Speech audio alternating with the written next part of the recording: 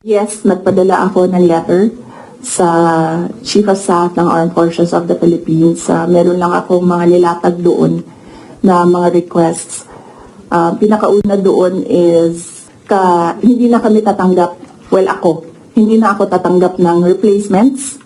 So kung magtanggal sila, hindi na nila i-replace.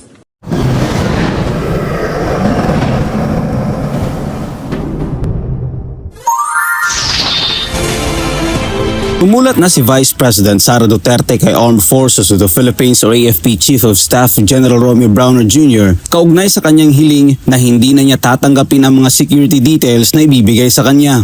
Ito ang inihayag ng pangalawang Pangulo sa isang pulong balitaan matapos na tanungin patungkol sa kanyang seguridad. Paliwanag ni VP Sara, kung sakali man napapalitan ang kanyang kasalukuyang security details, maghahanap na lang umano siya ng security sa labas ng AFP. Yes, nagpadala ako ng letter sa Chief of Staff ng Armed Forces of the Philippines. Meron lang ako mga nilatag doon na mga requests.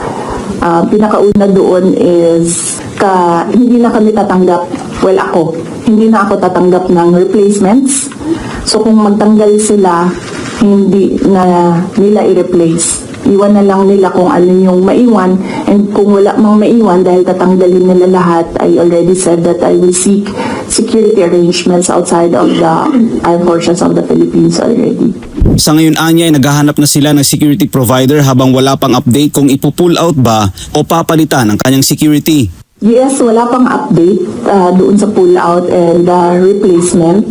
Nag-aantay kami sa Armed Forces of the Philippines kung kailan nila gagawin yon. We are exploring private security services. Samantala muli namang binigyang diin ni VP Sara na hindi siya ligtas sa kamay ng AFP dahil sa pagiging bias ng kasalukuyang administrasyon at inihalimbawa nito ang Department of Justice or DOJ na walang ginawang hakbang upang imbestigahan ang banta sa kanyang buhay na dapat ginagawa ng administrasyon. I do not feel secure. As I said, that there's always been bias because when we see, say for example, DOJ, iniimbestigahan nila yung press con, pero hindi nila iniimbestigahan kung bakit kami umabot doon sa press con na yon. Iniimbestigahan nila ang threat ko, no, pero they've not ever investigated threats against me, which are all documented, but we do not give them the information because we don't trust them at all. Sinagot din ng Vice Presidente ang paratang sa kanya na imaginary o haka-haka lang umano ang banta sa buhay niya. We have documents, sir. We have screen caps, we have photos, we have police blotters, we have everything on file. But I never talked about it before because I felt na it was part of my job as Vice President. You get that, aba? So, and it does not affect my work. So, all the more that it was inconsequential for me at the time. Mayroon namang hamon si VP Sara sa mga nagsasabing imaginary lang ang banta sa kanyang buhay.